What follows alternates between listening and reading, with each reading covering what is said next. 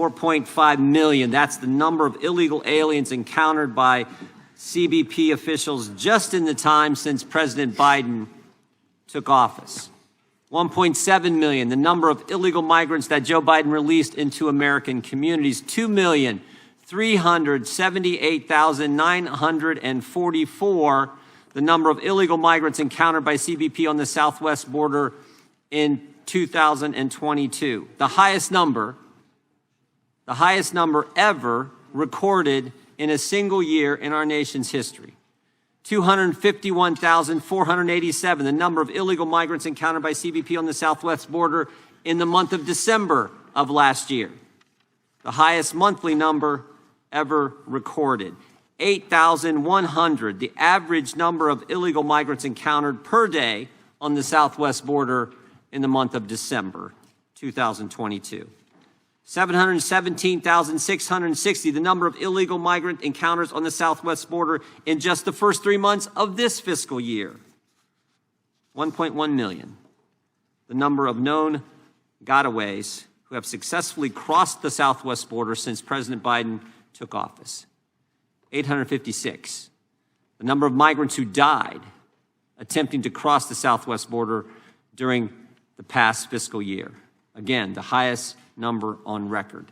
98, the number of aliens on the terrorist watch list encountered on our southwest border during fiscal year 2022, yet another record set by the Biden administration. Remember when Mr. Mayorkas testified in front of this committee last Congress, and we asked him about the number on that terrorist watch list? I remember asking Mr. Mayorkas, at the time it was only 40-something. We asked him about that number. He said, what's the status of those individuals? And his response, I think, was astonishing to every member of the committee, both Republican and Democrat, when he said he didn't know. He didn't know if they were detained, he didn't know. This year, 38, the number of aliens on that terrorist screening database, already this year. 193, the number of fentanyl-related deaths in the United States every single day. We're going to hear from Mr. Dunn and the heartache this causes families and communities, this fentanyl problem. These numbers make clear that the Biden administration does not have operational control of the border. Month after month after month, we have set records for migrants coming into the country. And frankly, I think it's intentional. I don't know how anyone with common sense or logic can reach any other conclusion. It seems deliberate, it seems premeditated, it seems intentional.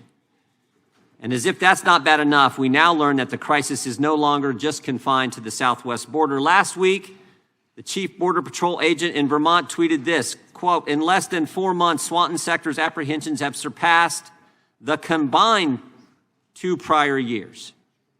Just in the past 4 months, more than the 2 years combined beforehand. Make no mistake, the Biden administration is carrying out its plan. We all heard Secretary Mayorkas sat in front of this committee and said, we are executing our plan on the border.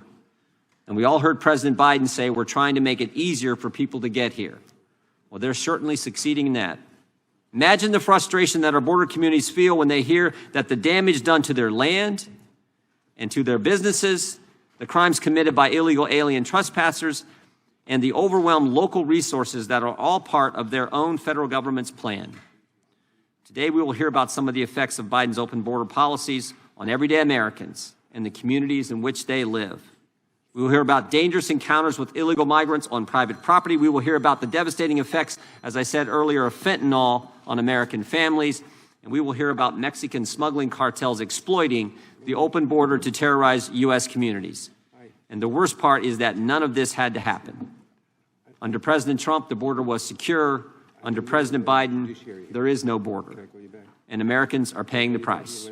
Yeah, thank you, John, for yielding. Sheriff, on day one, President Biden terminated the national emergency declaration on the southwest border.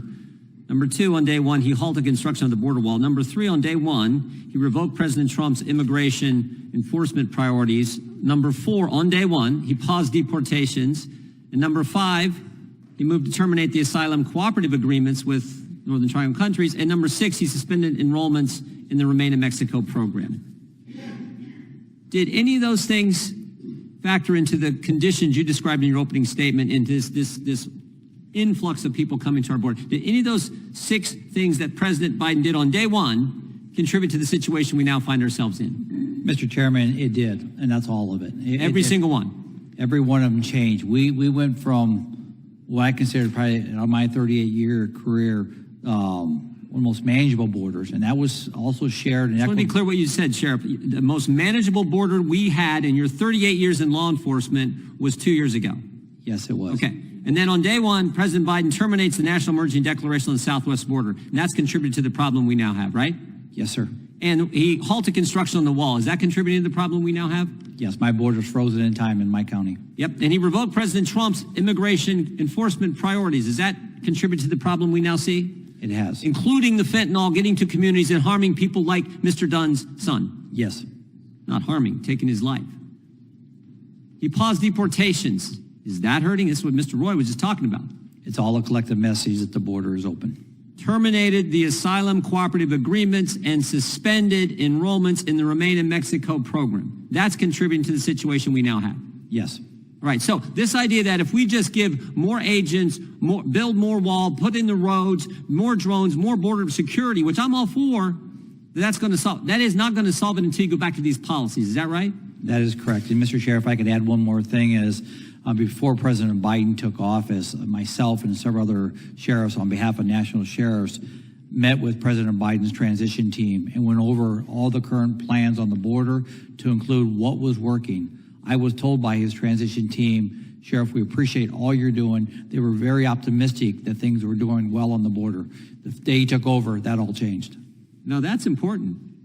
What you just said, and I know I'm over time, and I'm going to go to the gentleman from Colorado, but what you just said is important because you basically told the Biden administration, do this, and we will have a secure border, the most secure in your 38 years of experience in law enforcement, and they said basically thanks, but no thanks. Is that right? They actually were very complimentary. I was shocked on day one. Even worse. Yes, I was shocked. They were thank you, Sheriff, for everything you're doing. Day one, when I saw that, I was disappointed and shocked. The lady talked about working in a bipartisan fashion to fix this problem. Why wasn't it fixed last year?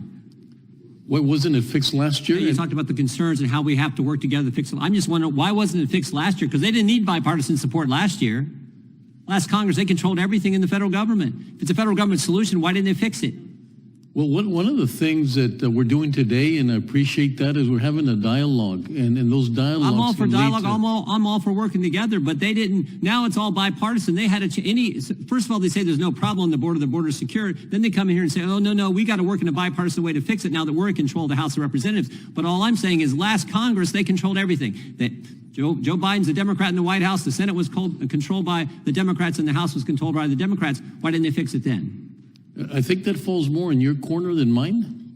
My corner? Yes, because In the minority last Congress? Well, all we do is maintain the flow and try to do the best we can with a broken system. and we have nothing to do with fixing a system. And so But you understand how the United States government works, right? You get a majority in the House, a majority in the Senate. They pass something, it goes to the president, he signs it. They could have done that last Congress. They didn't. Well, what a great opportunity for you. Great to be opportunity. different, yeah. And that's why we're having the hearing. Exactly. So they criticized us on the hearing. They said, why are we starting this Congress off with this hearing? So they can't have it every way, and they can't blame Republicans when they were in control. And you can come here and you can say, oh, no, now it's time for bipartisanship. We welcome that. If we really want to address the problem that caused Mr. and Mrs. Dunn to lose their son, the problem that Sheriff has talked to us about that has been so dramatically changed in the last couple of years, that's what we want to address.